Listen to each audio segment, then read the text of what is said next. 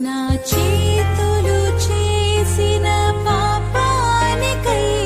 నా పాదాలు నడచిన